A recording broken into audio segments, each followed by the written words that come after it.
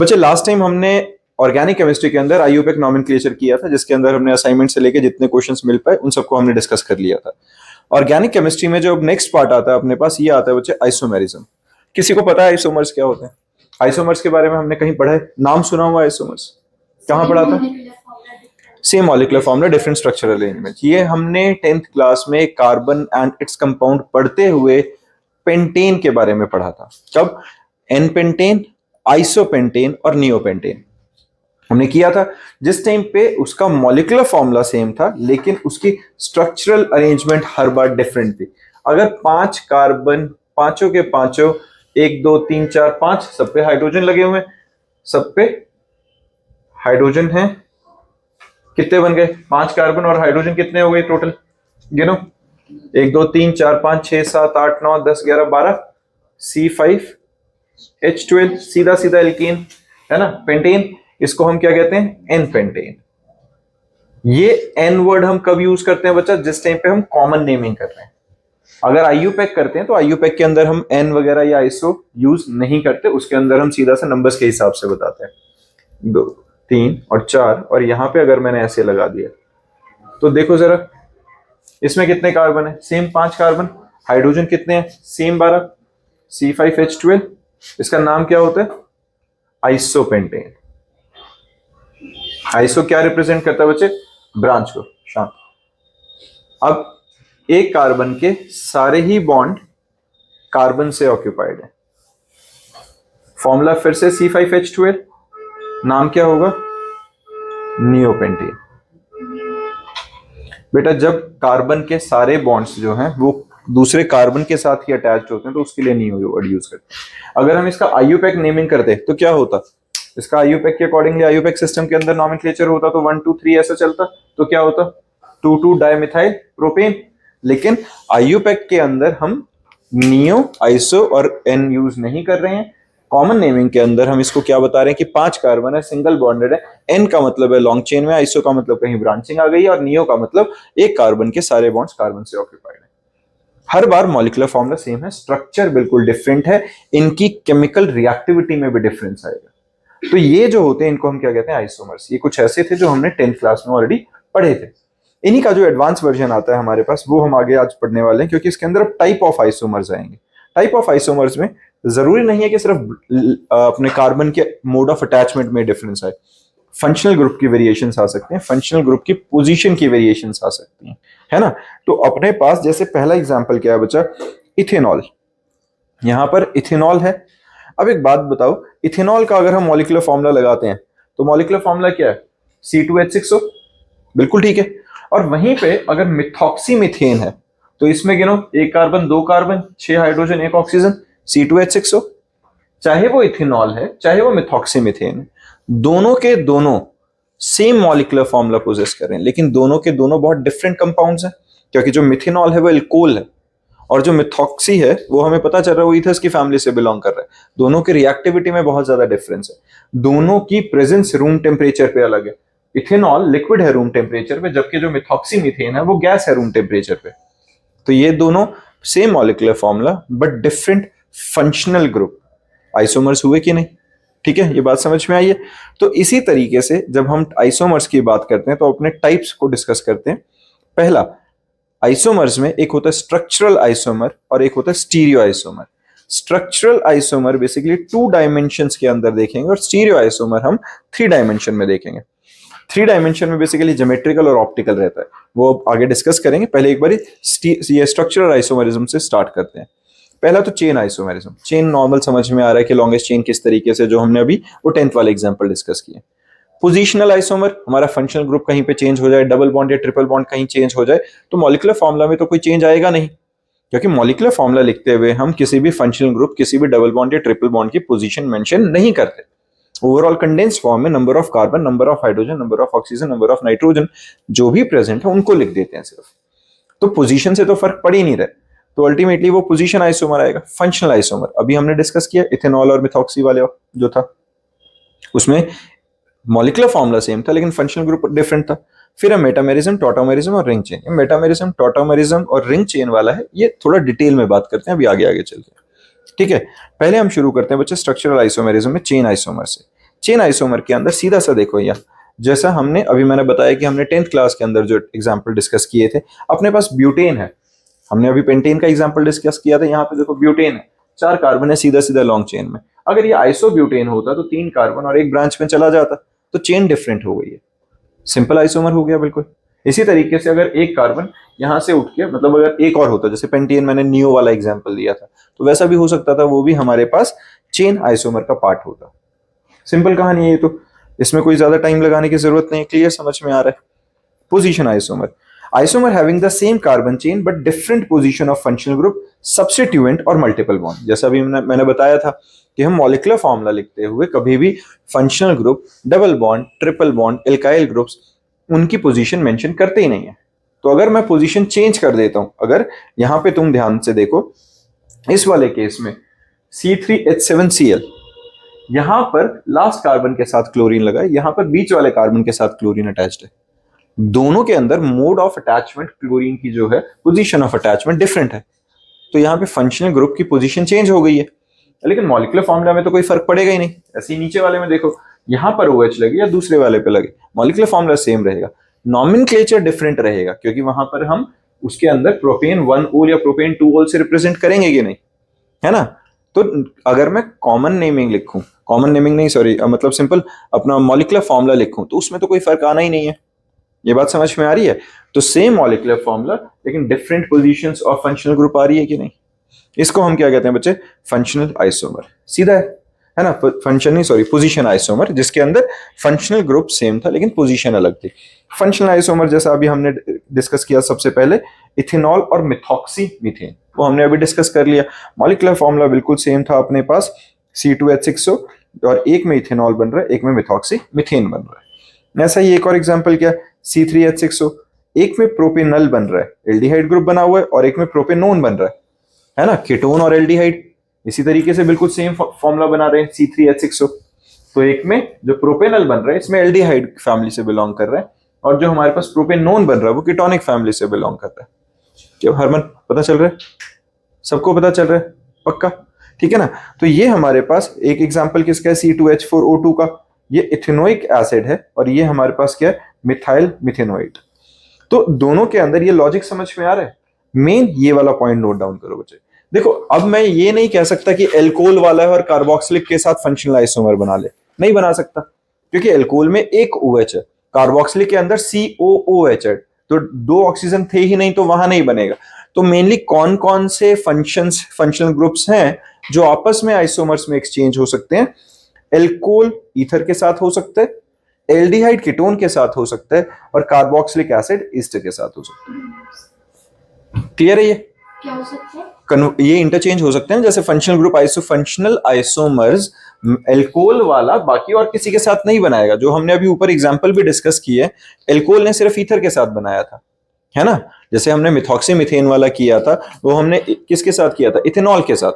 अगर मैं ये कहूं नहीं नहीं अल्कोहल वाला कार्बोक्सिलिक एसिड के साथ बना ले, कैसे बना लेगा, कार्बोक्सिलिक एसिड के अंदर तो वैसे भी एक एक्स्ट्रा ऑक्सीजन है साथ में, है ना। तो ये कुछ सर्टेन फंक्शनल ग्रुप्स ही हैं जो आपस में सेम मॉलिक्यूलर फॉर्मूला के साथ डिफरेंट फंक्शनल ग्रुप्स की फॉर्म में, आइसोमर्स की फॉर्म में एग्जिस्ट कर सकते हैं। तो एल्कोहल ईथर के साथ, एल्डिहाइड कीटोन के साथ, कार्बोक्सिलिक एसिड ईस्टर के साथ। क्लियर है ये, ठीक बात। फिर आता है बच्चे मेटामेरिज्म। अब मेटामेरिज्म क्या होता है, इसमें हम बात कर रहे हैं जिस टाइम पे compound having the same molecular formula but different in alkyl groups present in the either side of the same functional group called metamers. The phenomena is called metamerism. क्या बोल रहे हैं, सेम मॉलिक्यूलर फॉर्मूला, लेकिन जो functional group है उसके इधर और उधर लगे हुए एल्काइल ग्रुप्स बदल जाएंगे। जैसे पहला example, ethoxy ethane, ethoxy ethane, ethoxy है ना, यही हुआ जो ऑक्सीजन के साथ बॉन्डेड होके ये पूरा इथॉक्सी ग्रुप बना, और जो हमारे पास आगे का ये क्या, ये मेन चेन बना इथेन। कितने कार्बन है बच्चा, 4 कार्बन है ना, और एक ऑक्सीजन। अब अगर मैं इसको मिथॉक्सी प्रोपेन बना दूं तो क्या दिक्कत है, मिथॉक्सी है ना, और ये पूरा प्रोपेन बनेगा कि नहीं, कोई परेशानी नहीं है, बात तो अभी भी सेम है, मॉलिक्यूलर फॉर्मूला सेम है, लेकिन नंबर ऑफ एल्काइल ग्रुप्स जो ऑक्सीजन के इधर और उधर हैं वो बिल्कुल डिफरेंट होंगे कि नहीं? Molecular formula same, but number of alkyl groups attach to the functional groups towards its ends are different. तो हम उसको क्या कह रहे हैं? मेटामर्स हैं बेसिकली। क्लियर है? तो ऐसे ही 2 मिथॉक्सी प्रोपेन, वही एल्काइल ग्रुप्स, हमने क्या किया? रीअरेंज कर दिया उनको। तो इसको हम क्या कहते हैं? Basically metamers. और इस प्रॉपर्टी को, इस फिनोमेना को हम क्या कहते हैं? मेटामेरिज्म। डन है? ईथर्स जो हमारे पास है यहाँ पे ethers, ketone, 2 degree amine, 3 degree amine asters show metamerism. Done है? एल्कोहल्स के अंदर नहीं होगा, क्योंकि एल्कोहल के अंदर सिर्फ एक ही जगह पे अटैच्ड है। ध्यान से अगर इसके अंदर तुम नोटिस करो तो कीटोन्स, ईथर्स, अमाइन, ईस्टर्स, ये सारे क्या हैं? ये वो हैं जो चेन के बीच में कहीं लग रहे हैं। इनके इधर भी चेन कंटिन्यू होती है, उधर भी। याद करो कीटोन के अंदर क्या होता है? सी डबल बॉन्ड हो।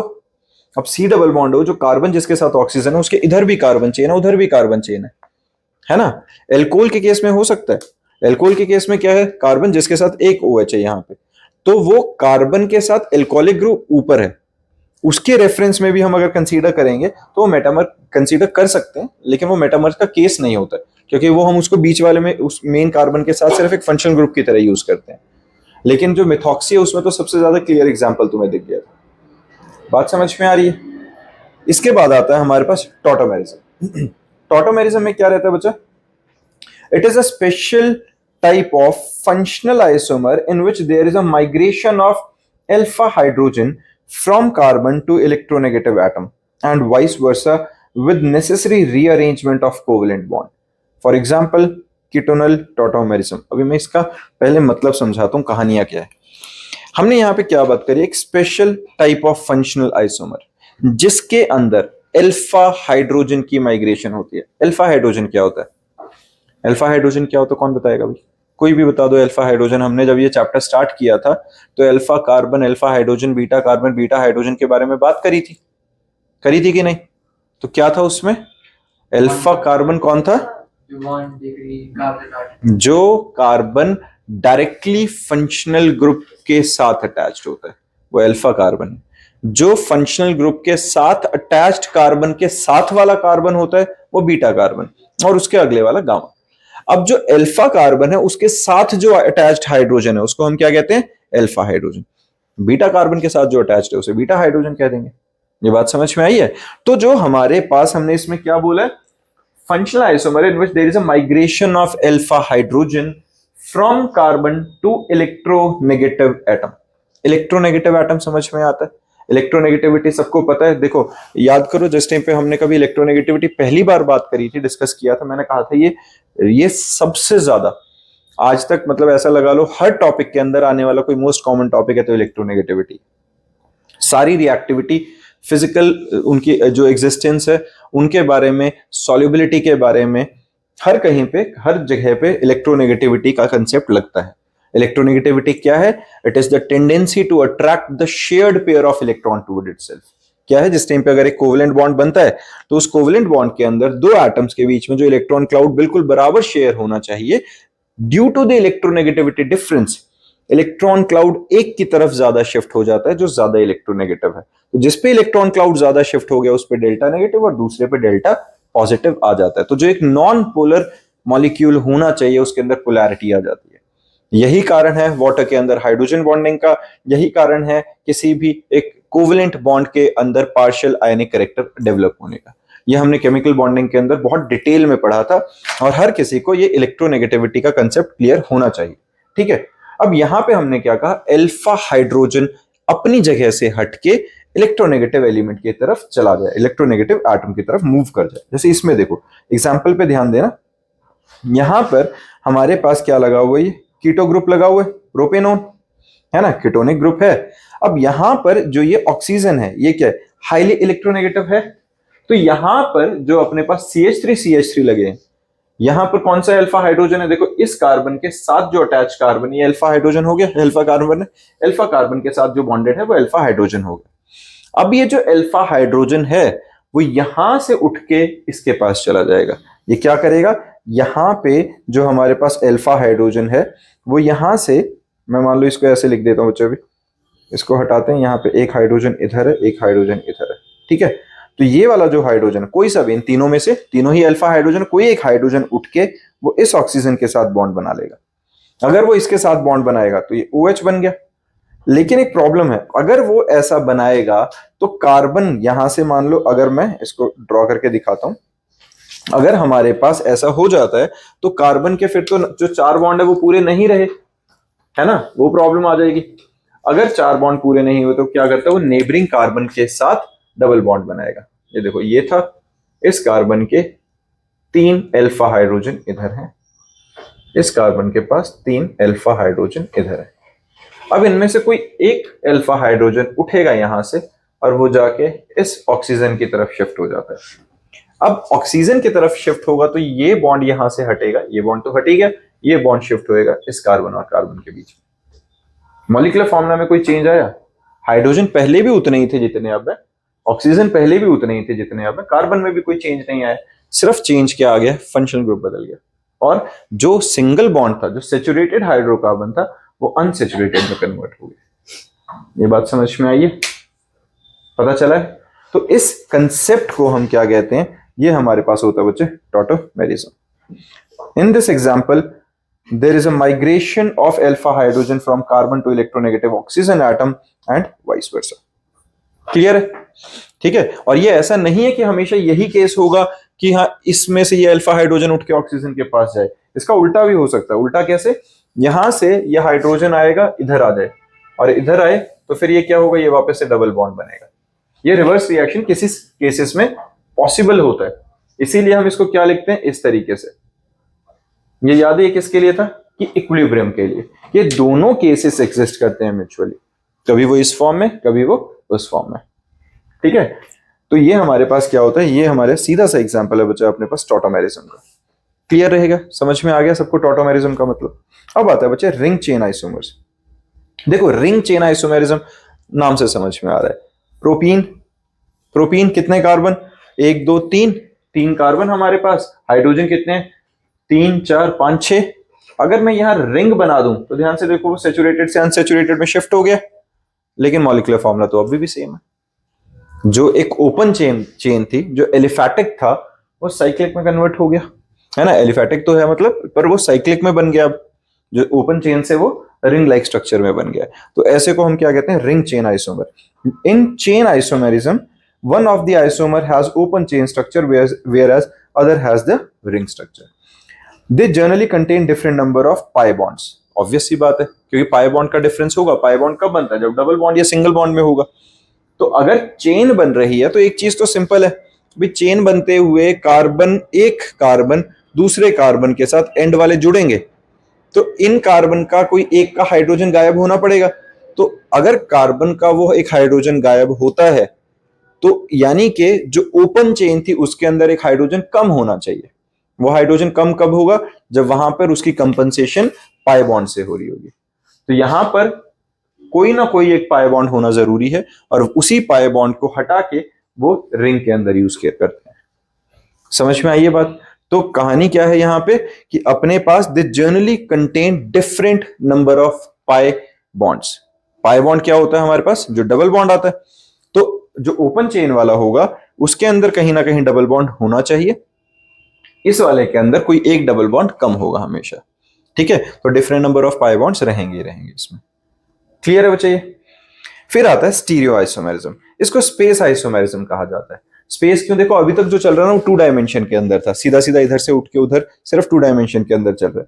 स्टीरियो में हमारे पास 2 तरीके से होता है, एक होता है ज्योमेट्रिकल आइसोमर, एक होता है ऑप्टिकल आइसोमेरिज्म। अब ज्योमेट्रिकल आइसोमेरिज्म क्या है, इसको अगर मैं सिंपल तरीके से समझाऊं, मेरे उंगलियों पे ध्यान देना और जो मैं बता रहा हूं उसके साथ रिलेट करने की कोशिश करना। ये वाला जो एंड है ये कार्बन है, ये वाला एंड एक कार्बन है। तो कार्बन और कार्बन के बीच में बॉन्ड बन गया, बना सिंगल बॉन्ड है। ये 2 उंगलियों पे ध्यान मत देना, सिंगल बॉन्ड को रिप्रेजेंट कर रही है। ये जो फिंगर्स हैं ये दोनों हाइड्रोजन हाइड्रोजन है। अंगूठे जो हैं मान लेते हैं ये क्लोरीन है, कोई भी फंक्शनल ग्रुप। ठीक है। मिथाइल ग्रुप मानना है, क्लोरीन मानना है, फ्लोरीन मानना है, वो तुम्हारी इच्छा, लेकिन मतलब कोई फंक्शनल ग्रुप है। ये 2 उंगलियां हाइड्रोजन, ये फंक्शनल ग्रुप, ये single bond, carbon carbon bond बन गया। अगर तीनों हाइड्रोजन होते तो CH3 बॉन्ड बना रहे थे, सीधा सीधा क्या था, इथेन, पर मैंने दोनों तरफ क्लोरीन लगा दिया। ठीक है, तो क्या बना इसका आईयूपैक, क्या बनेगा, डाइक्लोरोइथेन 1,2 डाइक्लोरोइथेन। जब ये ऐसे हैं और जब ये ऐसे हैं, क्या इनके मॉलिक्यूलर फॉर्मूला में कोई डिफरेंस आया? बिल्कुल सेम है। हाँ जी, ये बात ठीक है, मॉलिक्यूलर फॉर्मूला तो अब भी सेम है। और क्या इनकी मोड ऑफ अटैचमेंट में चेंज आया? वो भी वही है। एक कार्बन के साथ 3 बॉन्ड वही है, एक कार्बन के साथ 3 बॉन्ड बिल्कुल वही है, क्लोरीन जहां था वहां है। द ओनली डिफरेंस इज कि एक दूसरे के सामने से ये सीधे सीधे से टेढ़े टेढ़े हो गए, डायगोनल हो गए कि नहीं? तो जब ये सीधे सीधे होते हैं तो सिस होता है, टेढ़े टेढ़े होते हैं तो ट्रांस होता है। सिस, ठीक है, याद रखने का तरीका सीधा है, सीधे सीधे हैं तो सिस है, टेढ़े टेढ़े हैं तो ट्रांस है। अब मेरी बात सुनो, बस बस, ठीक है। अब मेरी बात समझना, इसमें सिस और ट्रांस से फर्क क्या पड़ा? पहला फर्क समझो, अगर ये जो क्लोरीन है इनके पास अपना इलेक्ट्रॉन क्लाउड है, अरे मैं चिढ़ा नहीं रहा, सुनो, तो इनके पास इलेक्ट्रॉन क्लाउड अपने को पता है, आउटरमोस्ट शेल में सबको पता है, क्लोरीन के पास आउटरमोस्ट शेल में 7 इलेक्ट्रॉन से एक और के साथ बॉन्ड बना के 8 हो गए थे पूरे। तो 3 लोन पेयर्स पड़े हैं, lone pair maximum repulsion force देंगे। इलेक्ट्रॉन क्लाउड जितना ज्यादा होगा, जितने लोन पेयर ज्यादा होंगे, उतनी रिपल्सिव फोर्स ज्यादा है। जितना ये क्लोज रहेंगे उतना रिपल्सिव फोर्स ज्यादा डोमिनेट करेगी, और जितना ये दूर रहेंगे उतना रिपल्सिव फोर्स कम रहेगी। जितना ये इधर है तो ये इलेक्ट्रोनेगेटिविटी ज्यादा है क्लोरीन की, इस कार्बन से इलेक्ट्रॉन्स खींच रहा है, इधर से भी खींच रहे हैं, खींचातानी के अंदर दोनों पे डेल्टा नेगेटिव है ना। लेकिन जैसे ही ये हुआ, ये बिल्कुल डायमेट्रिकली ऑपोजिट एंड पे हो गई, एक तरह से डायगोनल बन गया, इसका और इसका डायपोल मोमेंट नेट 0 हो जाएगा। तो जो ट्रांस होगा वो कंपैरेटिवली ज्यादा स्टेबल होगा, डायपोल मोमेंट 0 रहेगा सिस से। ठीक है भाई साहब, ट्रांस को ट्रांस पे ही रहने दो, कहीं और मत जाओ। ठीक है, ये बात समझ में आई है बच्चे? यहाँ पे इस एग्जाम्पल का लॉजिक समझ में आ गया। यहाँ पर अगर CH3 इधर है तो जाहिर सी बात है इनके अंदर इलेक्ट्रॉन क्लाउड में रिपल्शन रहेगा, इस केस में रिपल्शन मिनिमम होगा तो स्टेबिलिटी ज्यादा हो जाएगी। डन है। इनको हम क्या कहते हैं बच्चा? ये स्टीरियो आइसोमेरिज्म में ज्योमेट्रिकल आइसोमर्स। ठीक है, if the similar groups are present on the same side of a rigid bond, it is cis form, and it is present in, if it is present in the opposite side, then it is a trans form. फिर आता है optical isomerism. अब optical isomers समझने के लिए बहुत अंदर तक की अगर हम बात पे जाते हैं, थोड़ा सा कोशिश करते हैं कि वहां तक पहुंचने की। इसको मैंने प्रैक्टिकली डेमोन्स्ट्रेट किया हुआ है, यूट्यूब पे ऑलरेडी इसका एक लिंक डाला, मतलब ऑलरेडी मैंने एक वीडियो डाली हुई है कि ऑप्टिकल आइसोमेरिज्म से पहले कि जो हमने बात करी थी लाइट के बारे में, जो लाइट होती है उसको हम किस तरीके से कर रहे थे, किसी सर्टेन डायरेक्शन में जब हम भेज रहे थे, तो उस लाइट को हम क्या कहते हैं बच्चे? याद है, मैंने एक रिकॉर्ड किया था, तुम्हारे साथ ही रिकॉर्ड किया था वहां पे, जो दूसरे जगह जाके हमने, उसमें बेसिकली हमारे पास क्या होता है यार, मैं भूल गया, लाइट को क्या कहते हैं उसे? हाँ, पोलराइजेशन। Thank you. तो वो क्या होता है? पोलराइजेशन। पोलराइजेशन बेसिकली क्या है? पोलराइजेशन एक तरीका है, जैसे कि अगर लाइट है, यहाँ पे लाइट एक देखो, लाइट सोर्स है, यहाँ से लाइट जलेगी हर तरफ जाएगी, हर तरीके से हर डायरेक्शन में वाइब्रेट करती हुई। अब मैं क्या कर रहा हूं, मैं उस लाइट को रिस्ट्रिक्ट कर रहा हूं सिर्फ एक डायरेक्शन में वाइब्रेट करने के लिए। इसका एग्जांपल मैंने उस वीडियो में विजुअलाइज करके दिखाया हुआ। जैसे सिंपल अगर मैं एग्जांपल तुम्हें अभी बताऊं, मान लो ये उंगलियां हैं, जैसे ये इमेजिन करना मेरे साथ, जैसे ऐसे करके यहाँ पे ऐसे ये रॉड्स हैं, बीच बीच में खाली जगह है, इसके बीच में मैंने एक रस्सी बांध ली है। अगर मैं उस रस्सी को ऐसे मूव करूंगा तो रस्सी की वेव्स प्रॉपर ट्रांसफर होंगी इधर से इधर, लेकिन क्या मैं रस्सी को ऐसे मूव करूं तो वेव्स आगे जा पाएंगे? नहीं जाएंगे। इसका मतलब अगर मैंने वो पोलराइजर यूज कर लिया है तो वो सिर्फ एक डायरेक्शन की वाइब्रेशंस को अलाउ करेगा। तो अब जो हमारे पास लाइट है वो पोलराइज्ड लाइट हो गई है। समझ में आई है? पोलराइज्ड मतलब एक सर्टेन डायरेक्शन में जाने वाली लाइट, जिसके पार्टिकल्स हैं वो सर्टेन डायरेक्शन में ही वाइब्रेट कर सकते हैं। अब उस सर्टेन डायरेक्शन में जाने वाली लाइट को अगर मैं किसी सॉल्यूशन के थ्रू, किसी मॉलिक्यूल्स के थ्रू अगर पास कराता हूं, तो उन मॉलिक्यूल्स के अंदर एक प्रॉपर्टी है कि उस प्लेन ऑफ पोलराइज्ड लाइट को या वो लेफ्ट साइड रोटेट कर सकते हैं या वो राइट साइड रोटेट कर सकते हैं। अगर किसी के अंदर ये प्रॉपर्टी है कि वो लाइट को रोटेट करे, मतलब जैसे अब लाइट जैसे ऐसे जा रही थी, वो उस प्लेन को ऐसे रोटेट कर दे। जो हमने अभी लाइट क्या करी थी, मैंने इस तरीके से जाने वाली लाइट वेव भेजी थी, वो उसको रोटेट करके इस तरीके वाले बना, मतलब इधर को घुमा दे या उधर को घुमा दे। जो लेफ्ट साइड रोटेट कर सकता है उसे लेवो रोटेटरी कहते हैं, जो राइट साइड रोटेट कर सकता है उसे डेक्स्ट्रो रोटेटरी कहते हैं। समझ में आई है? and this property of the object, property of the molecules to rotate the plane of polarized light is optically, basically उसको हम कहते हैं कि वो ऑप्टिकली एक्टिव होते हैं, और वो जो बनाते हैं, अगर हम उनकी बात करें तो वो जो आइसोमर्स बनाते हैं, जो ऑप्टिकली एक्टिव आइसोमर्स होते हैं, ऑप्टिकली एक्टिव आइसोमर्स कैसे, एक जो लेफ्ट साइड घुमाने वाला होगा, एक जो राइट साइड घुमाने वाला होगा लाइट को, उनको हम कहते हैं कि वो ऑप्टिकल आइसोमर्स हैं। थोड़ा थोड़ा सा कंसेप्ट समझ में आया है? जो लाइट को राइट साइड रोटेट करता है, जो लाइट को राइट साइड रोटेट करता है, उसको हम क्या कहते हैं, डेक्स्ट्रो रोटेटरी, और जो लेफ्ट साइड रोटेट करता है उसे लेवो रोटेटरी कहते हैं। अब यहां पर optical isomers are the compound, अगर मैं सिंपल तरीके से समझाऊं, मैं इसके अंदर लाइट के फिनोमेना को ना लेके आऊं, पोलराइजेशन को ना लेके आऊं, तो सिंपल तरीका क्या होता है बेटा, ये वाला ध्यान दो बच्चे, उस डेक्स्ट्रो और लेवो से पहले ये वाला समझो। Optical isomers are the compound that are non super imposable mirror image of each other. Non super imposable mirror image, हमने सिंपल क्या करी, अभी मैंने प्लेन ऑफ पोलराइज लाइट वाला कंसेप्ट हटा के यहां क्या लिखा है, non super imposable mirror images. इसका मतलब क्या होता है, इसका मतलब अगर सीधी सी मैं बात करूं, मैं शीशे के आगे, अगर मान लो ये मेरे पास प्योर रेक्टेंगल है पूरे तरीके से, पीछे कोई और निशान नहीं है, मैं इसको शीशे के अंदर देखता हूं, उसकी इमेज दिखेगी कुछ, उस इमेज को अगर ये एक दूसरे को फेस कर रहे हैं, इसकी इमेज इसके अंदर दिखेगी, जिधर इसका फेस है उसी साइड में इमेज का फेस करता हूं, इसको उसके ऊपर रख देता हूं, तो ये उसको सुपर इम्पोज करेगी कि नहीं, ज्यादा हो गया।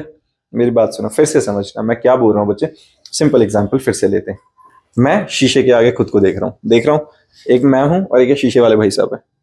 अब मैं चाहता हूं कि ये जो शीशे वाले भाई साहब है, मान लेता हूं शीशे वाले भाई साहब को इमेज की तरह कंसीडर करो, ठीक है। अब मैं उसको रोटेट कर देता हूं उस साइड, क्योंकि मुझे सुपर इम्पोज करके देखना है। मेरे को क्या देखना है, क्या वो इमेज जो है मेरे साथ सुपर इम्पोजेबल है। जैसे इस हाथ को मैं शीशे में देखूंगा तो ऐसा दिखेगा, बिल्कुल दिखेगा। अब मैं इनको इसके ऊपर रखूं तो ये सुपर इम्पोजेबल है, ये तरीका गलत है। क्यों? इसका फेस जो है उस साइड है, इसका फेस इस साइड है, तो ये सुपर इम्पोजेबल नहीं होंगे। हुआ क्या? सुनो फिर से सुनो, ये हाँ, ये होते हैं सुपर इम्पोजेबल अगर हमारे पास एक स्ट्रक्चर गिवन है। अगर एक स्ट्रक्चर गिवन है, मॉलिक्यूलर फॉर्मूला सेम है, अरेंजमेंट भी सारी सेम है इसकी, लेकिन मैंने जब मिरर इमेज देखी, ये मिरर इमेज उसके ऊपर नॉन सुपर इम्पोजेबल हो।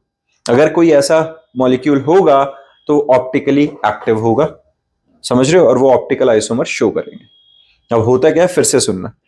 ये था एक मॉलिक्यूल था, सिंपल मॉलिक्यूल है, कोई कार्बन एटम जिसके साथ कोई यहाँ पे कोई फंक्शनल ग्रुप लगा हुआ है, कोई हाइड्रोजन लगे हुए हैं, कुछ और लगा हुआ है, ठीक है। ऑब्वियसली 4 बॉन्ड बनते हैं। अब मैं उंगली कहां से काटूं, तो इमेजिन कर लो 5 है फिलहाल, ठीक है, या ऐसे कर लेते हैं, आऊं आऊं, ठीक है, जादू हो गया अब मैं, ठीक है।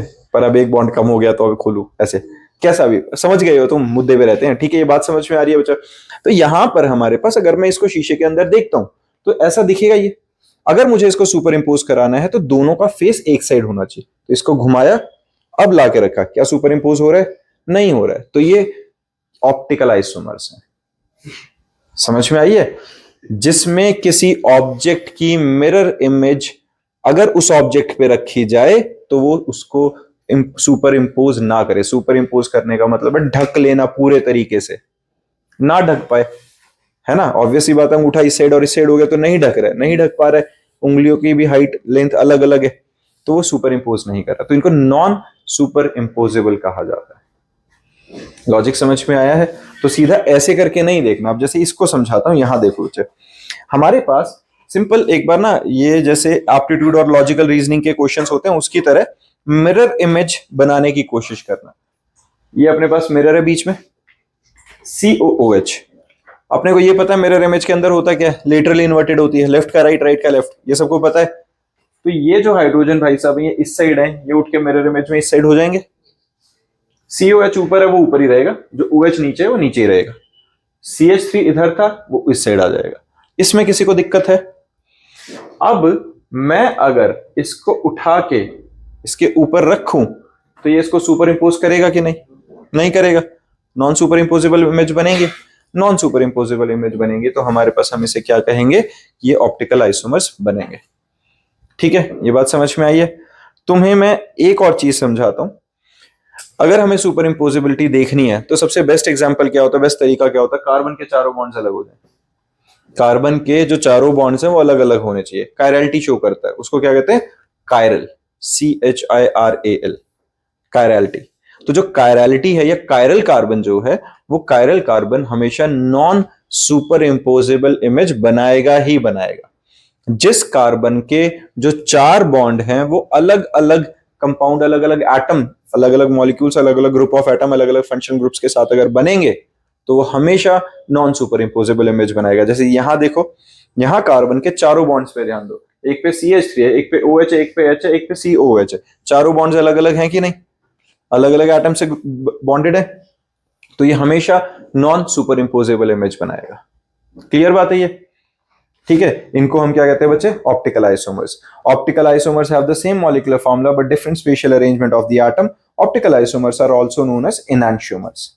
एनांशियोमर्स क्या होते हैं, डेक्स्ट्रो और लेवो रोटेटरी, दोनों को मिला जुला के हम क्या कहते हैं, ये एनांशियोमर्स कहलाते हैं। क्लियर है बच्चा। Optical isomer enantiomer differ from each other in their optical activity. जो अभी मैंने तब जब स्टार्ट किया था ये टॉपिक तब समझाया था, प्लेन ऑफ पोलराइज्ड लाइट को रोटेट करने से। If plane of polarized light is passed through the solution of the substance, dextroenantiomers rotate the plane of polarized light towards the right and levoenantiomer rotate it to left. ये समझ में आ गया, clear है।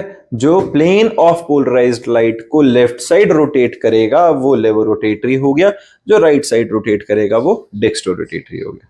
Sorted है, clear है। चलो, इसी के साथ हमारा पूरा आइसोमेरिज्म खत्म हो जाता है। डन है, हर किसी को समझ में आ गया अच्छे से।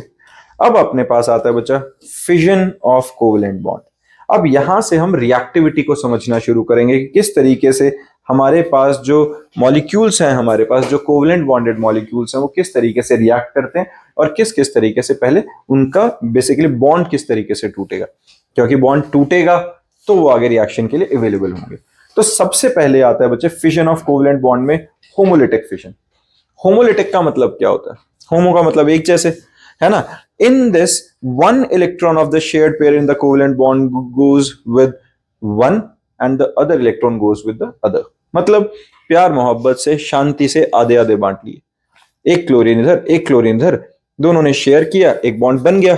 थोड़े दिनों बाद कुछ और रीजन रहा होगा, कहते भाई नहीं हमारी सेटिंग नहीं आ रही है, चलो अपना इलेक्ट्रॉन तू ले जा, अपना इलेक्ट्रॉन तू ले जा। बहुत शांति से बराबर बराबर डिस्ट्रीब्यूशन के साथ इलेक्ट्रॉन्स वो लेकर चले गए।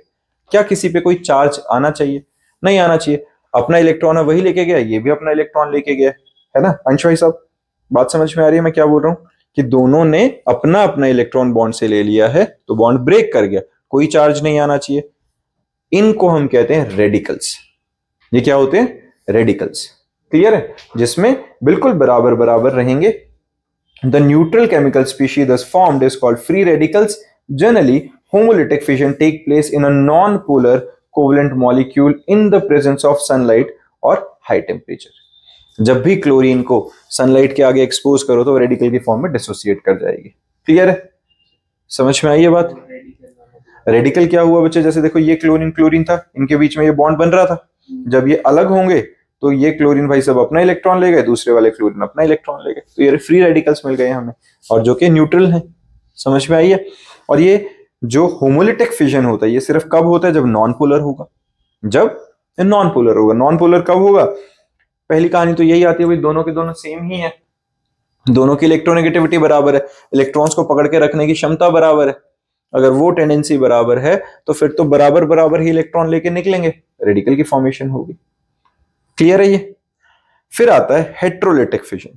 अब हेट्रोलिटिक का मतलब क्या हुआ, इसको थोड़ा सा दूसरे तरीके से एक एग्जांपल जनरेट कर रहा हूं, उसके हिसाब से समझना। मान लेते हैं पहले का एग्जांपल रखते हैं भाई, पहले के एग्जांपल के हिसाब से बहुत बढ़िया चीजें रखी है मेरे आगे, एक इलेक्ट्रॉन और दूसरा इलेक्ट्रॉन। ठीक है, ये मेरे पास दो इलेक्ट्रॉन है, मेरे पास नहीं थे बेसिकली, क्या था, एक उस भाई साहब पे इलेक्ट्रॉन है, एक मेरा इलेक्ट्रॉन है। आना एक बारी खड़े हो गए भाई साहब। देखो क्या था, हम दोनों को दो हेलमेट चाहिए। ठीक है, अब मैंने कहा कि भाई साहब मेरे पास भी एक इलेक्ट्रॉन है, अपना दे दो। तो ये कह रहा है मैं क्यों इलेक्ट्रॉन दे दूं, आप मेरे को अपना दे दो, इसके दो हो जाए तो ये कंप्लीट, मेरे पास दो हो जाए तो मैं कंप्लीट। हमने कहा एक काम करते हैं, शेयरिंग कर लेते हैं, है ना। कोवेलेंट बॉन्ड बन गया, बिल्कुल बहुत बढ़िया था, सब बढ़िया। अगर यही बॉन्ड तुम में से किसी के साथ ये बना था तो क्या होता, एक +1 का बच्चा +1 के बच्चे के साथ इलेक्ट्रॉन शेयर करके बॉन्ड बना रहा है। कल को कट्टी होगी, किसी बात पे लड़ाई हुई, तो कहता तू अपना ले जा, मैं अपना इलेक्ट्रॉन रख लेता हूँ। साफ सुथरे तरीके से ऐसे ही होना चाहिए। क्यों? हाँ जी, आ जाओ, है ना। अगर ये आ रहा है, जैसे ये क्या हो रहा है, ये नॉर्मल क्या था, होमोलिटिक फिजन। ये क्या था बच्चे? Homolytic fission. होमोलिटिक फिजन में क्या हुआ था, क्योंकि यहां पर दोनों की स्ट्रेंथ बराबर है, इस भाई साहब की भी, इस भाई साहब की भी, कोई नहीं इधर आना, है ना, दोनों की स्ट्रेंथ बराबर है। अगर दोनों की स्ट्रेंथ बराबर है तो दोनों ने ये इलेक्ट्रॉन इक्वली शेयर किया था, टूट गया होगा, है ना, बिल्कुल ऐसा रहा होगा अगर दोनों ने ये बॉन्ड। समझ में आ रही है ये वाली बात? क्यों ऐसा हो रहा है? क्योंकि दोनों की स्ट्रेंथ बराबर थी। अब मान लेते हैं अब भाई साहब आपका काम खत्म, क्योंकि अब यहाँ पे हमें एक ज्यादा स्ट्रेंथ वाला लोग चाहिए, है ना। बाहुबली, तो मैं ही हो गया, मैं ठीक हूं। सुनो अब यहाँ पे, अब वापस से सेम कहानी, अब इसको समझना है एक बार। दिखाओ भाई साहब अपना इलेक्ट्रॉन लाओ, हम शेयर करेंगे। अब समझो जरा, अब क्या हो रहा है, सेम वही क्लोरीन और एक हाइड्रोजन, ये गरीब हाइड्रोजन, मैं क्लोरीन। अब गरीब देखो कैसे है, गरीब या अमीर को गोली मारते हैं, एक बार पहले ये समझते हैं मैंने गरीब और अमीर कहा गया। पहली बात तो ये कोई वो नहीं है, ये फाइनेंशियल स्टेटस पे नहीं है, ये अभी बाहुबल के ऊपर है। तो मुद्दा क्या है यहाँ पे, जिस टाइम पे हम दोनों ने इलेक्ट्रॉन क्लाउड आपस में शेयर किया, ये इलेक्ट्रॉन मेरे साथ साथ इसके पास भी घूम रहा है, इसका इलेक्ट्रॉन क्लाउड मेरे पास भी घूम रहा है, तो ये दोनों के बीच में कोवलेंट बॉन्ड था और रहना चाहिए। लेकिन मैं कौन हूं, स्ट्रॉन्ग ज्यादा हूं। अब मैंने कहा भाई साहब ऐसा है, ठीक है, इलेक्ट्रॉन तेरा भी है मेरा भी, दोनों के बीच में रहना तो चाहिए ही, ठीक है, फिर रहना चाहिए, फिर क्या करें, पर ये तो मेरे पास है ना। वो ऐसा नहीं है, मैं ये नहीं बोल रहा हूं कि मैं नहीं दे रहा हूं, पर मैं उसे ले जाने तो नहीं दे रहा, है ना। मैं ऐसा तो मना नहीं कर रहा हूं ना कि भाई इलेक्ट्रॉन ले जाओ, मैं तो बोल रहा हूं कि ले जा। कैसे ले जाए? क्यों? क्योंकि मैं कौन हूं, highly electronegative element, and the tendency to attract the shared pair of electron towards me। आप गरीब हो भाई साहब, कम इलेक्ट्रोनेगेटिव है। हाँ, ये क्या हो गई, ये पोलराइजेशन हो गई। इस केस में क्या हो रहा है, जो ज्यादा इलेक्ट्रोनेगेटिव एलिमेंट है उसकी तरफ ज्यादा इलेक्ट्रॉन्स रह रहे हैं कि नहीं, तो मैंने उसके इलेक्ट्रॉन्स इधर मेरे पास चुरा लिए हैं, चुराए नहीं है, दोनों के बीच में ही है, ठीक है, बस उसे मैं दे नहीं रहा हूं। तो उस केस में क्या हुआ, तो मेरे पास ज्यादा नेगेटिव इकट्ठा हो गया, मेरे पे डेल्टा नेगेटिव, उस गरीब का नेगेटिव मेरे पास आ गया, उस पे डेल्टा पॉजिटिव। अब हमारे में लड़ाई हो गई। अब क्या होगी, फिर लड़ाई होगी। मैंने कभी बॉन्ड टूट रहा है, कोई दूसरा आ रहा है बॉन्ड बनाने, तो उसके साथ बॉन्ड बनाते हैं, ज्यादा अच्छा आदमी है, तो ये कह रहा है ठीक है फिर दे दो इलेक्ट्रॉन। अब मैं बोल रहा हूँ ले जाए, हिम्मत है तो ऐसा है भाई साहब, चलो अब यहाँ से आप, तो ये भाई साहब चले गए, जाओ आप। क्या हुआ, अब ये जो भाई साहब गए, ये डेल्टा पॉजिटिव से पूरे तरीके से पॉजिटिव बने कि नहीं? क्यों? क्योंकि उसका इलेक्ट्रॉन मेरे पास रह गया, और मैं जो डेल्टा नेगेटिव था उससे 100% नेगेटिव बना कि नहीं, क्योंकि उसका इलेक्ट्रॉन मैंने रख लिया। अब जो बॉन्ड टूटा है वो कैसे टूटा है, ये हेट्रोलिटिक फिजन था, ये बराबरी का बंटवारा तो हुआ ही नहीं ना, मैंने तो उसका माल अपने पास रख लिया। इस केस में जो हायर इलेक्ट्रोनेगेटिव एलिमेंट होगा, ये हेट्रोलिटिक फिजन हमेशा कहां होगा, जहां पर पाप लग गया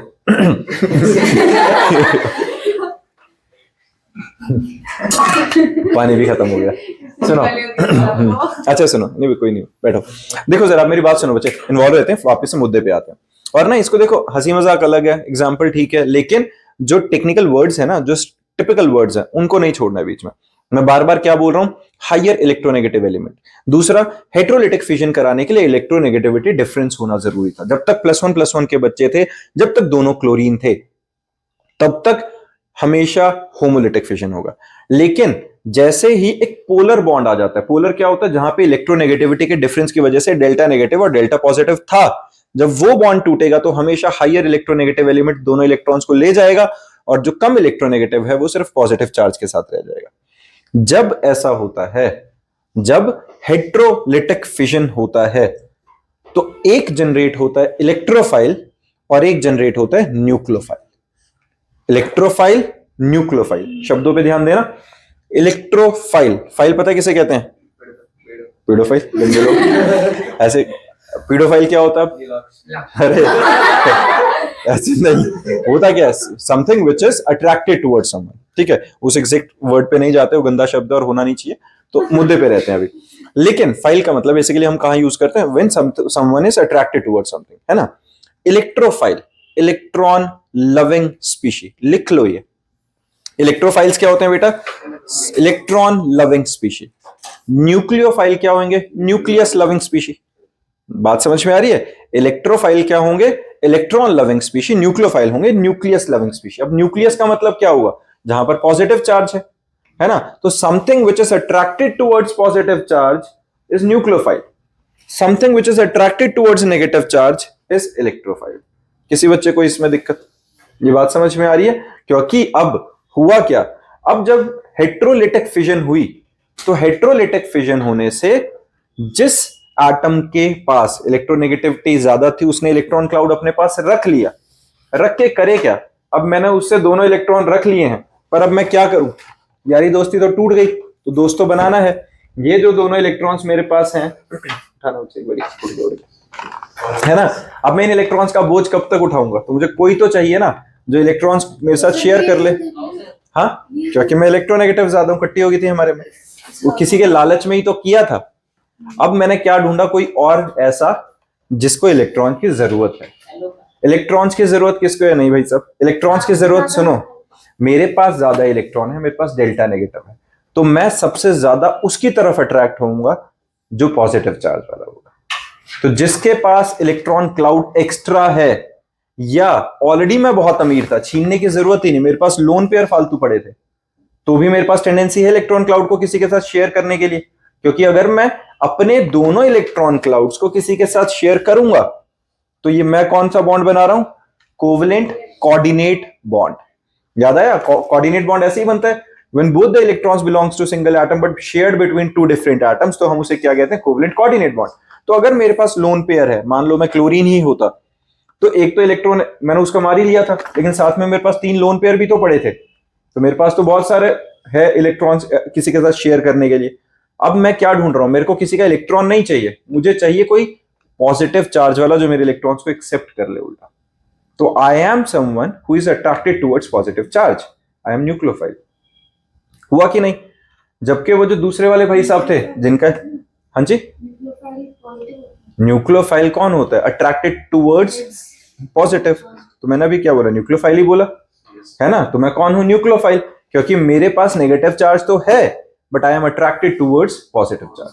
ऑन द अदर हैंड जो भाई साहब जिनका मैंने इलेक्ट्रॉन रख लिया था वो कौन है? वो तो पॉजिटिव चार्ज वाले लोग हैं, तो उसको कौन चाहिए? कोई इलेक्ट्रॉन देने वाला।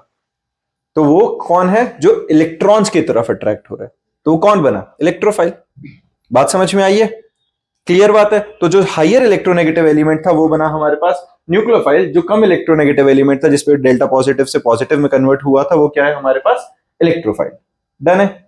कंसेप्ट समझ में आ रहा है? बहुत अच्छे से क्लियर चल रहा है कि जब हमारे पास पोलैरिटी आएगी तो पोलैरिटी के अंदर हमेशा जो हायर इलेक्ट्रोनेगेटिव है वो हमेशा इलेक्ट्रॉन्स ले जाएगा, डेल्टा नेगेटिव से नेगेटिव पे कन्वर्ट कर लेगा, और जो डेल्टा पॉजिटिव था वो पॉजिटिव पे आ जाएगा।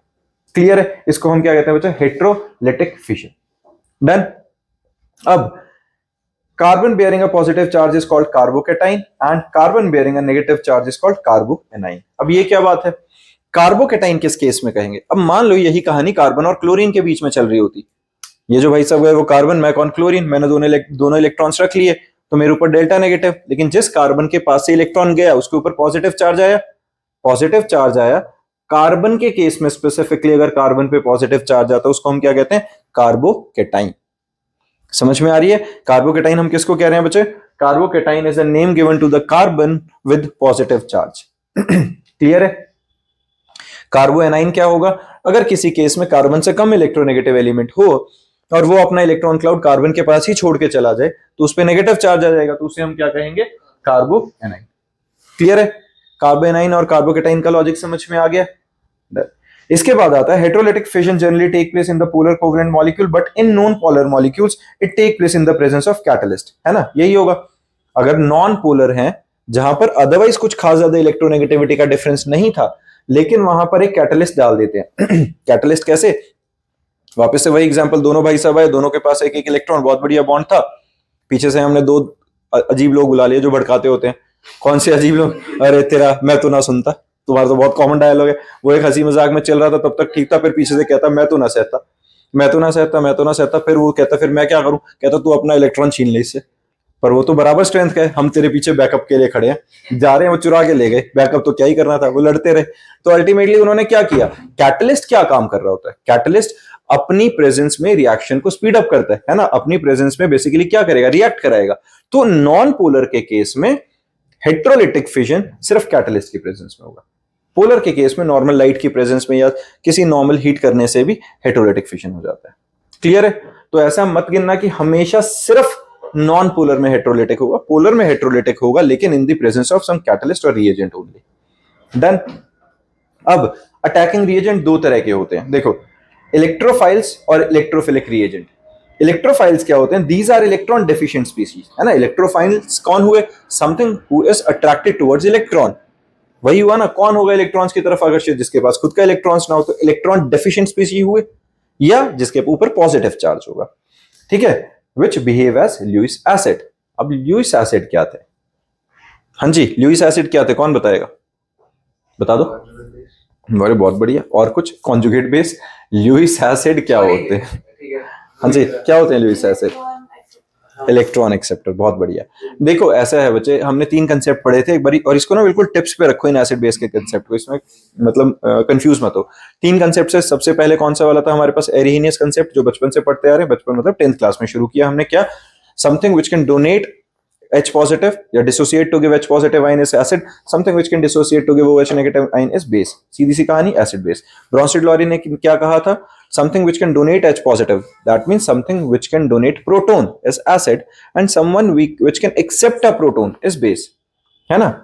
ल्यूइस ने टोटली एक अलग तरह की कहानी कही, ल्यूइस ने क्या कहा था, something which have the tendency to donate a pair of electron, अकेला इलेक्ट्रॉन नहीं, something which have the tendency to donate a pair of electron is Lewis base, and someone which can attract or accept a pair of electron is Lewis acid। ठीक है, तो electrophile कौन है, जिसका खुद का इलेक्ट्रॉन जा रखा है, स्टेबिलिटी के लिए दो इलेक्ट्रॉन चाहिए, पहले एक ही चाहिए था, लेकिन मैंने जैसे इस भाई साहब का इलेक्ट्रॉन इस वाला भी रख लिया, तो इसको पहले एक की जरूरत थी, अब तो दो दो की जरूरत है। अब इसको पूरा इलेक्ट्रॉन पेयर एक्सेप्टर बन गया कि नहीं है, इलेक्ट्रोफाइल है, strongly attracted towards electron, electron pair को एक्सेप्ट कर सकता है, तो ल्यूइस एसिड बन गया। समझ में आई है? तो इलेक्ट्रोफाइल्स क्या होते हैं, they can act as Lewis acid. और जो न्यूक्लियोफाइल है, क्योंकि मेरे पास पूरा एक इलेक्ट्रॉन पेयर एक्स्ट्रा पड़ा है, मैं इसे डोनेट कर सकता हूं, मैं शेयरिंग के लिए दे सकता हूं किसी को, तो मैं कौन बना, ल्यूइस बेस। क्लियर है? न्यूक्लियोफाइल कौन हुआ, ल्यूइस बेस, इलेक्ट्रोफाइल कौन हुआ, ल्यूइस एसिड। कंसेप्ट समझ में आ रहा है, क्लियर है ये? देखो ल्यूइस एसिड कौन था बेटा, जिसके पास टेंडेंसी है इलेक्ट्रॉन पेयर को एक्सेप्ट करने की, है ना। अब इलेक्ट्रोफाइल कौन था, जिसके पास इलेक्ट्रॉन्स नहीं थे, जिसके पास पॉजिटिव चार्ज था, तो वो तो इलेक्ट्रॉन पेयर को एक्सेप्ट करेगा ही, करेगा तो ल्यूइस एसिड हुआ। न्यूक्लियोफाइल कौन था, जो हायर इलेक्ट्रोनेगेटिव एलिमेंट, जिसने इलेक्ट्रॉन्स अपने पास रख लिए थे, दोनों इलेक्ट्रॉन्स अगर हमारे पास हैं तो मैं उसको किसी के साथ शेयर करूंगा, अगर मैं इलेक्ट्रॉन क्लाउड को किसी के साथ शेयर करूंगा तो मैं तो ल्यूइस बेस की तरह काम करूंगा, मैं करूंगा किसको, जो पॉजिटिव की तरफ है, जो पॉजिटिव है, तो I am attracted towards positive and I want to share my electron cloud with them, तो अल्टीमेटली मैं कौन हुआ, ल्यूइस बेस हुआ। तो nucleophile is Lewis base, electrophile is Lewis acid. Done है, ये समझ में आ गया। All non metal cations and metal cations which have vacant d orbitals, ये कैसे काम कर सकते हैं, इलेक्ट्रोफाइल्स की तरह। कौन कौन, नॉन मेटल कैटाइंस और मेटल कैटाइंस जिसके पास वेकेंट डी ऑर्बिटल होता है। वेकेंट डी ऑर्बिटल पता है, एसपीडी, है ना, एसपीडीएफ का कंसेप्ट पता है, इलेक्ट्रॉनिक कॉन्फ़िगरेशन लिख रहे हैं 1:2 2:2 2:6 3:6 4:2 3:10। अब 3:10 की जगह मान लो 3:1 है या 3:2 है या 3:3 है, इलेक्ट्रॉन क्लाउड भरने के लिए डी ऑर्बिटल खाली पड़ा है कि नहीं, इलेक्ट्रॉन क्लाउड एक्सेप्ट करने के लिए डी ऑर्बिटल खाली है, बाहर से आने वाला इलेक्ट्रॉन पेयर है, हम रख लेंगे डी के अंदर, तो जिसके पास खाली डी ऑर्बिटल होगा वो हमेशा इलेक्ट्रॉन पेयर को एक्सेप्ट कर सकेगा, तो वो हमारे पास बेसिकली क्या रहेगा, वो ल्यूइस एसिड की तरह बिहेव करवा सकता है, वो इलेक्ट्रोफाइल की तरह काम कर सकता है। डन है। Cl positive, NO2 positive, CH3CO positive, ये क्या है बेसिकली, ये वो है जिनके पास पॉजिटिव चार्ज है। तो नॉन मेटल कैटाइंस हो या मेटल कैटाइंस हो जिनके पास खाली डी ऑर्बिटल हो, तो वो ल्यूइस एसिड की तरह बिहेव करेंगे। ल्यूइस एसिड्स इनकम्प्लीट ऑक्टेट वाले, है ना, BF3 ZnCl2 anhydrous, FeCl3 anhydrous, AlCl3 anhydrous या CH2, ये सारे क्या, जिनका डी जो इनका ऑक्टेट है बेसिकली कंप्लीट नहीं है सेंट्रल मेटल का, तो ये भी इलेक्ट्रॉन पेयर को एक्सेप्ट कर सकते हैं। Non metal acid oxides CO2 SO2 ये भी हमारे पास क्या रहेंगे, सारी की सारी नॉन मेटल ऑक्साइड्स। ये वैसे भी क्या होती थी याद है, नॉन मेटल ऑक्साइड्स एसिडिक होती थी, मेटालिक ऑक्साइड्स बेसिक होती थी, ठीक है नहीं। नॉन मेटल ऑक्साइड्स एसिडिक क्यों है, क्योंकि इनके पास टेंडेंसी होती है इलेक्ट्रॉन पेयर को एक्सेप्ट करने की, ठीक है। फिर आते हैं न्यूक्लियोफाइल और न्यूक्लियोफिलिक रिएजेंट। न्यूक्लियोफाइल और न्यूक्लियोफिलिक रिएजेंट में these are the electron rich species which can behave as Lewis base. These attack at electron deficient area and the following species can behave as a nucleophile. All anions, obviously बात है anions बने ही कैसे, किसी को और का electron अपने पास रख के, तो उनके पास एक्स्ट्रा इलेक्ट्रॉन है वो डोनेट करेंगे, Cl negative, NH2 negative, OH negative etcetera, they can donate their pair of electrons, hence they can behave as Lewis base. Lewis bases NH3 जिसके पास इलेक्ट्रॉन क्लाउड खाली पड़ा है, H2O के अंदर अपने को पता है ऑक्सीजन के पास दो दो लोन पेयर खाली पड़े होते हैं, होता है कि नहीं, पता है ना। वाटर के अंदर हमारे पास दो हाइड्रोजन बने हैं तो दो लोन पेयर खाली पड़े हैं, उनको वो डोनेट कर सकता है, तो ल्यूइस बेस की तरह काम करेगा। ऐसे ही इन सारे एग्जांपल्स के अंदर हमारे पास क्या है, ऑक्सीजन के पास इलेक्ट्रॉन क्लाउड खाली है, तो ये इलेक्ट्रॉन क्लाउड को डोनेट करके ल्यूइस बेस वाला काम कर सकते हैं। बेंजीन, एल्कीन्स एक्सेट्रा, इनके पास भी थोड़ी सी टेंडेंसी होती है, बहुत ज्यादा तो नहीं बट स्टिल होती है। H negative, CH3 negative, NH2 negative, RO negative और OH नेगेटिव, ये हमारे पास न्यूक्लियोफिलिसिटी ऑर्डर है, सीधा सीधा सा। In case of some nucleophile sites, nucleophilicity ये basically parallels basicity, that is as the basicity increases nucleophilicity also increases. सीधा सा है, बेसिसिटी का मतलब क्या हुआ, जितनी बेसिक स्ट्रेंथ बढ़ेगी, कब बढ़ेगी, जब इलेक्ट्रॉन क्लाउड को डोनेट करने की टेंडेंसी बढ़े, तो न्यूक्लियोफिलिक कैरेक्टर भी उसका बढ़ गया, इसका मतलब है ना। If nucleophile site or attacking atoms are different, nucleophilicity varies inversely with electronegativity. Nucleophilic character किसके साथ वेरी कर रहे हैं, inversely with electronegativity. Electronegativity ज्यादा है, basic character कम है, ठीक। अब आते हैं बच्चे एम्फाइल्स। ये एम्फीफाइल्स क्या होते हैं हमारे पास, These species behaves like both electrophile as well as nucleophiles. एम्फीफाइल्स, इनके पास बेसिकली क्या है, इनके पास दो साइट्स बनेंगे। जैसे यहां पर देखो, इनके बीच में हमेशा हमारे पास होगा क्या, organic compounds containing a multiple bond between carbon and more electronegative atom can act as an amphiphile. यहां देखो ऑक्सीजन और कार्बन के बीच में मल्टीपल बॉन्ड्स हैं, डबल बॉन्ड है ना। अब इलेक्ट्रोनेगेटिविटी के डिफरेंस की वजह से ये जो ऑक्सीजन भाई साहब है, इलेक्ट्रॉन क्लाउड को अपनी तरफ खींच के रखेंगे, डेल्टा नेगेटिव रहेगा, कार्बन के पास डेल्टा पॉजिटिव रहेगा, रहेगा कि नहीं। अब डेल्टा पॉजिटिव है तो it is attracted towards negative charge, delta negative है, ऊपर से इलेक्ट्रॉन क्लाउड भी इतना सारा, it is attracted towards positive charge. तो यहीं पर एक ही मॉलिक्यूल में इलेक्ट्रोफाइल और न्यूक्लियोफाइल दोनों है कि नहीं, बात समझ में आई, इनको एम्फीफाइल्स कह रहे हैं। यहां पे देखो CN बॉन्ड के अंदर जो साइनो ग्रुप लगा होता है हमारे पास, CN के अंदर नाइट्रोजन हाईली इलेक्ट्रोनेगेटिव है, इस पे डेल्टा नेगेटिव, कार्बन पे delta positive, carbon can act as electrophile while nitrogen can act as nucleophile. किसी को परेशानी इसमें, सॉर्टेड है। फिर आता है हमारे पास रिएक्शन इंटरमीडिएट। देखो ये जो, हाँ जी नहीं, These are formed as intermediate during the course of reaction। जो हमारे पास रिएक्शन इंटरमीडिएट होता है, नाम से समझ में आ रहा है, रिएक्शन के बीच में बनने वाला कुछ। These are short-lived और highly reactive free radicals, carbocation, carbanions, carbenes, nitrenes are important reaction intermediate। क्यों भाई, देखो जब भी रेडिकल की फॉर्मेशन हो रही है, रेडिकल है तो एक एक इलेक्ट्रॉन लेके चलते बने, कार्बोकेटाइन की फॉर्मेशन हो रही है, कार्बो एनाइन की फॉर्मेशन हो रही है, ये स्टेबल तो नहीं है।